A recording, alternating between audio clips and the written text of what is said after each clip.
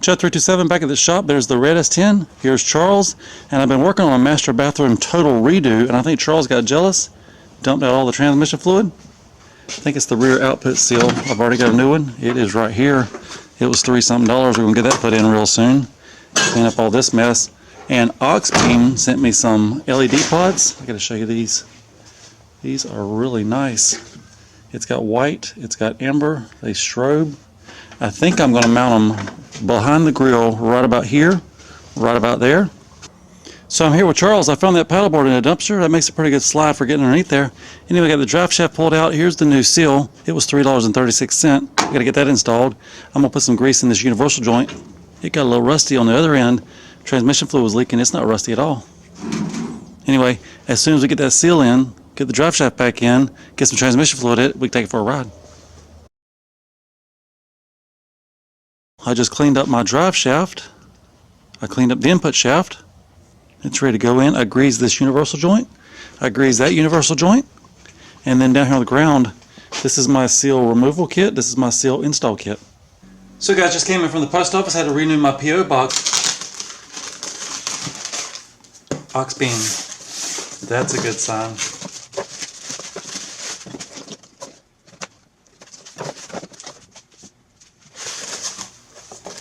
There's your sticker, paperwork.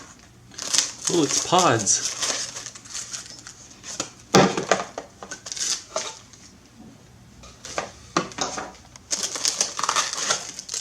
So there are 2 pods. We've got a wiring kit, switches, relay, mounting brackets. I could throw that in a cup. That could be your I could throw that in a truck. That could be your cup holders and your french fries. I think I'm about to go out tonight and plug these in and see what they do. So I'm right here with the truck. I called Charles, and this should be a simple, easy, all the wiring's already done. All I gotta do is mount the lights, run this into the cab. I've already got it hooked to the battery, but real simple. This runs inside the truck. There's an on and off switch. That's just plain bright white LED. You push it again, you got, wrong button. You got a mode button, you push it. There's amber. There's both. Then we got flashy white, flashy amber, and then flashy both.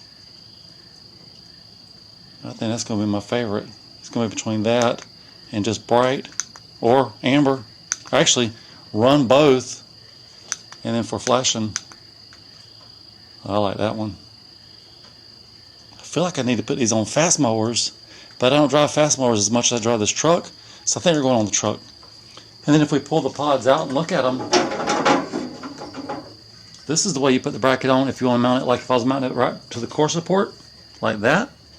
And the other way, if you mount them like into your bumper, into a roll bar, straight down, straight back mounting, 2 different styles. That's very thoughtful of them.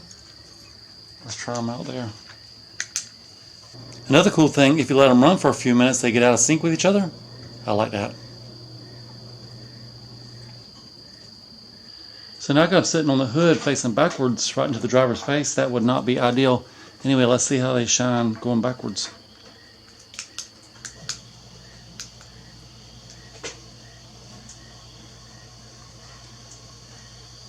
There's OG Poland. That is Silver Bullet. That's Emily. Emily already has an Oxbeam on top. Amber.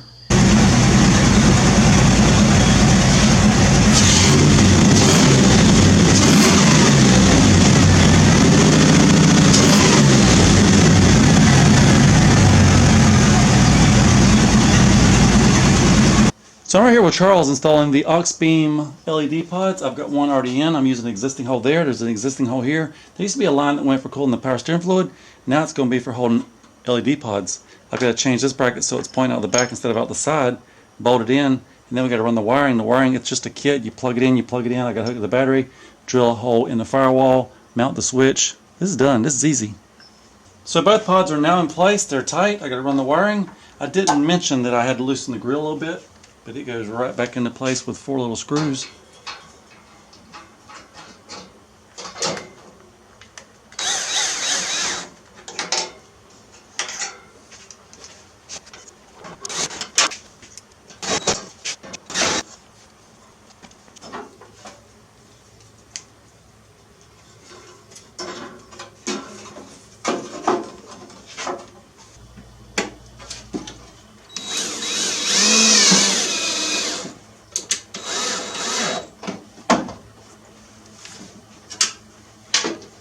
So the aux beam LED pods are fully installed. I drilled a hole in the firewall. I ran the wire up the little switches here. They're sticky on the back of it. When you peel it, you stick it, it stays. It's got really good sticky on there. Anyway, that turns them on. That changes the mode.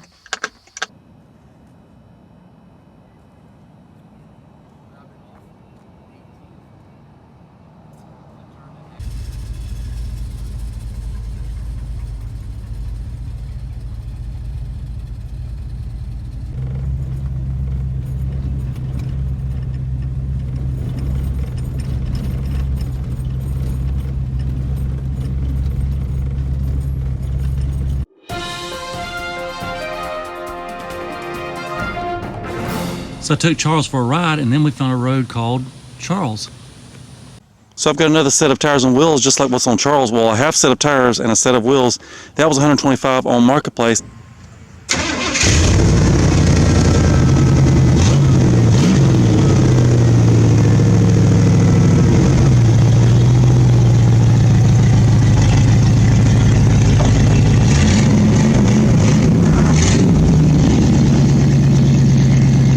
So this tire's flat. I believe it needs a new valve stem. We can fix that too.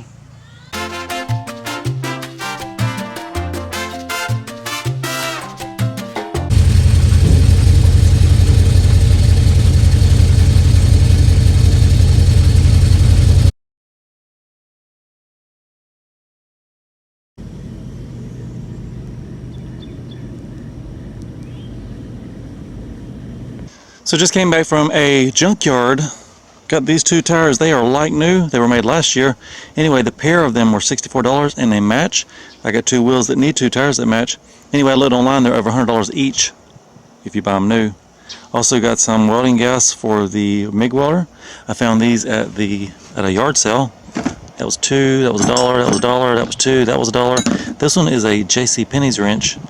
I've never seen a JCPenney's wrench. I thought it was cute. Show 327 here with a Charles update. I drive it 2, 3, 4 times a week. It's not my daily driver, but I drive it a pretty good bit. Anyway, I've been stalling on fixing the windshield wipers. I wanted to fix the windshield first, the rust around it, get a new windshield, then worry about the windshield wipers. And then today I was driving it and it started raining. I was only a couple miles from the house, but it started raining. I said to myself, you can fix the windshield wiper motor before you ever touch the windshield. So that's what we're going to do today. Went to the junkyard yesterday, picked up this windshield wiper motor. I think it was like 15 bucks. Let's get that installed. Also found a hammer. You can always use extra hammers. Found these little vice grips. They're pretty handy, like new. And I found a Yeti cup. I've already cleaned it. I've been drinking from it. Anyway, today let's get the hood popped and get that windshield wiper motor changed.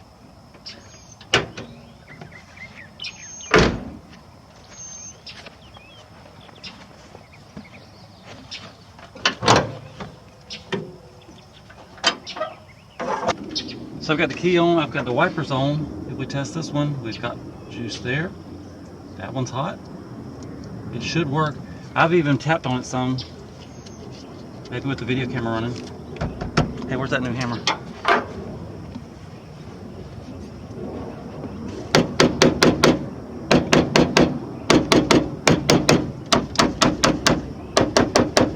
It's a no-go.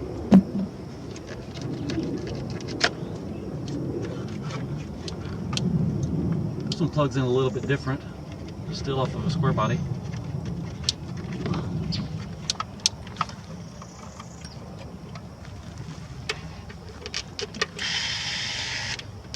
That one works. Or it did for a second.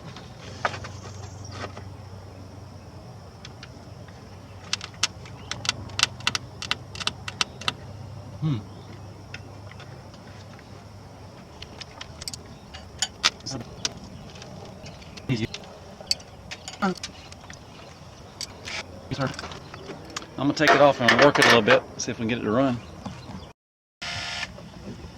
This is new update. It's running. Is it supposed to run like that? What if I plug in the original? Maybe it's missing a ground wire. Timeout.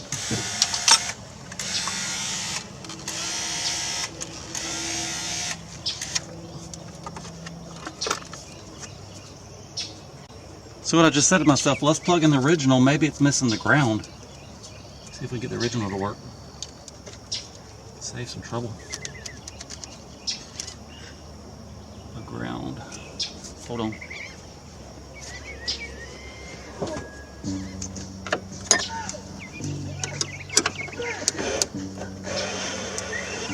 So the original works, it's just missing the ground. We can take that one back. So it must be a common problem. I'm looking at the one from the junkyard. Somebody has added this ground wire.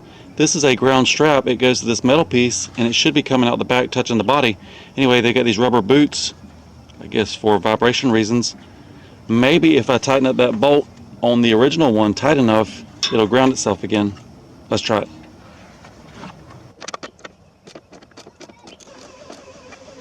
So all I did was tighten it and it wipes. Well, we got to put the blades on still, the arms and the blades. That'll be our next step.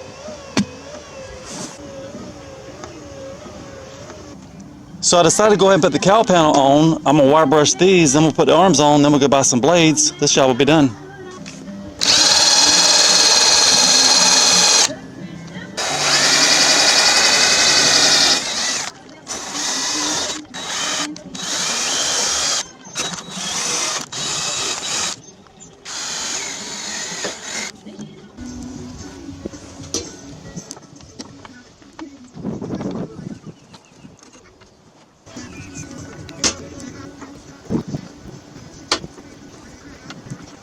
All we need now is a couple of wipers and we're done. So the wiper arms are now on. It's starting to sprinkle a little bit. I think I'll run up to town, buy some wiper blades. This job will be done. And this is a funny story. I got this kit. I was selling a blazer a while back and the guy said, I'll give you this much. I was thinking in my head, yeah, I'll take that much. I said, do you have a pocket knife? I don't. I got his toolkit. So he threw in his toolkit. Funny part to me is it's missing a 10 millimeter and a 10 millimeter. It has all the sockets except for the two 10 millimeters. It does still have this one. I used that one a while ago. And it looks like it might be missing here, maybe a screwdriver, whatever those are.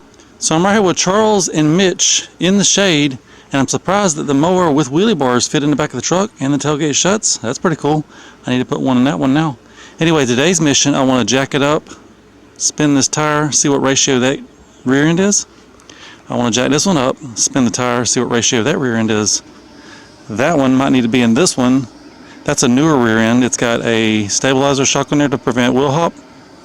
Anyway, I just want to know what the rear end gear ratio is, and then I want to do a gas mileage test on this one. Maybe not in this episode, but I need to do a gas mileage test. It's got the LT1 350 with the 700R4, which has an overdrive, and if we had a high rear end, we'd get really good gas mileage.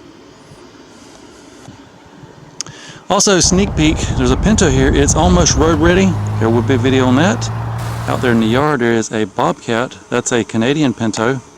There'll be a video on it coming soon. Behind that, that's my boat with a homemade boat motor. There should be a video coming soon. And the truck, it's not really mine, so there probably won't be a video. But I got some videos in the past.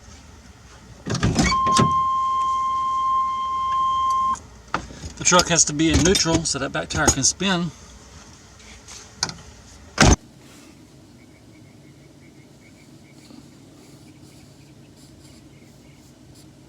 We'll call that our start mark. I'll go out now and spin the tire 10 times. You guys count how many turns of the drive shaft.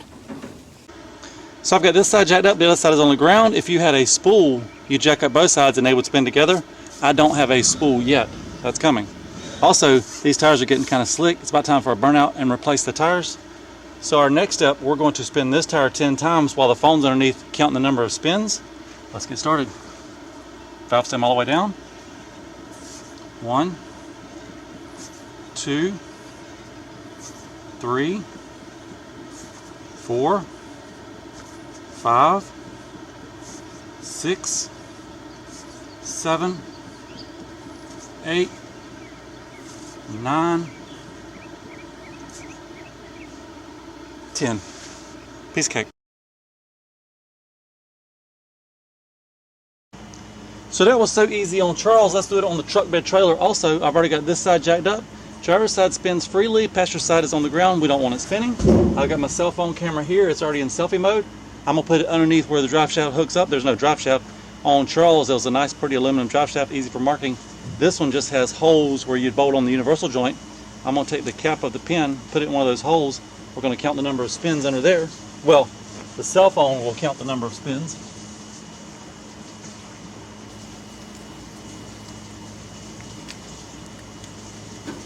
Okay, cell phone's in place. The cap is in one of the bolt holes. Let's spin this 10 times. And the direction does not matter. 1, 2, 3, 4, 5, 6, 7, 8, 9, and 10. Looks like this one ended up with a half turn also, just like Charles.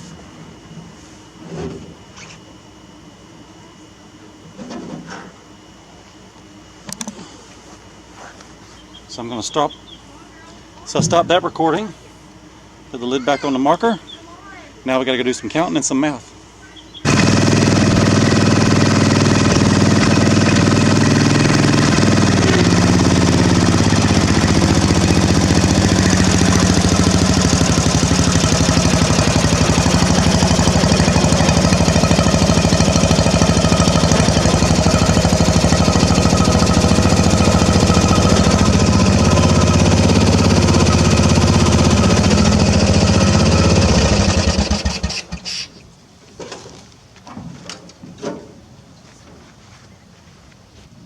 I don't know if it's going to fit, and did it squat any at all?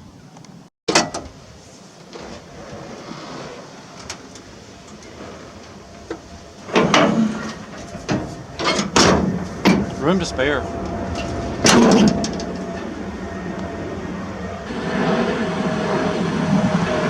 That is probably the first time I've had anything in the bed of the truck. It squats a little bit, but it holds it.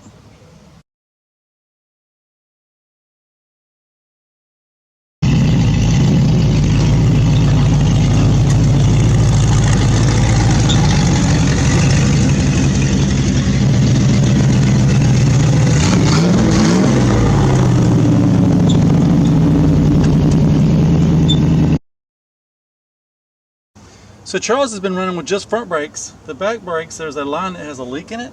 Let's see if we can replace that today.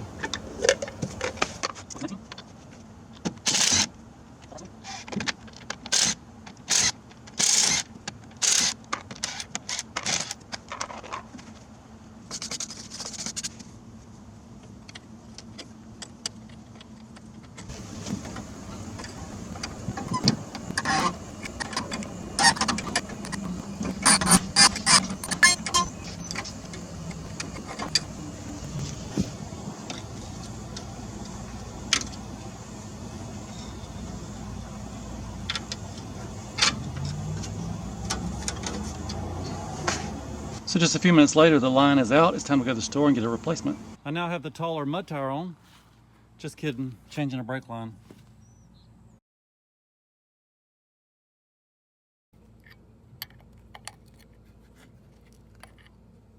This line's a little bit longer than the original. It's a 30-inch. I had to make a little loop. This side's tied in, that side's tied in.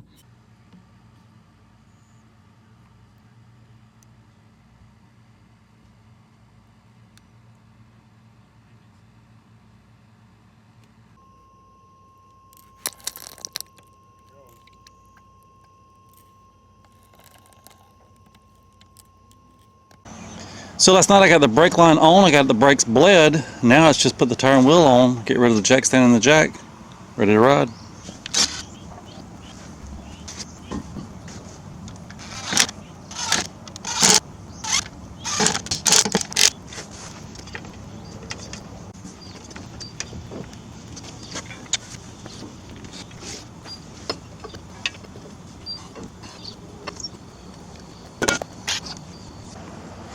And I forgot to mention it, but I got new windshield wiper blades the other day. Look at that. Now we can drive in the rain. Drive in the rain, and we've got rear brakes.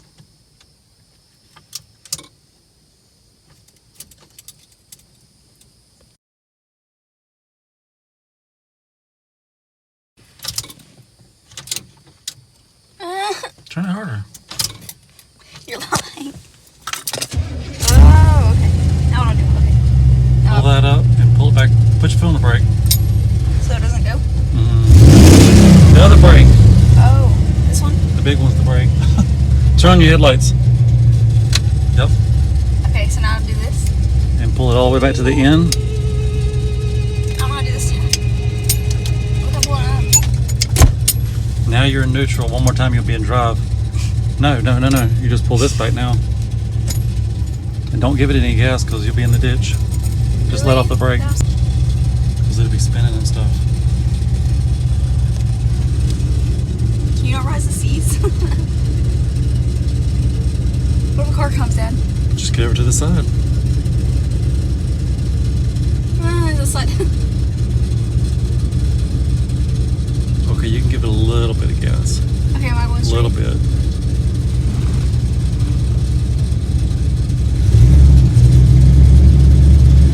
I got this, don't worry.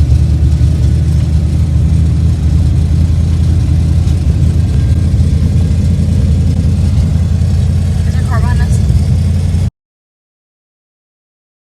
Anyway, the brakes feel a whole lot better. Double the pedal.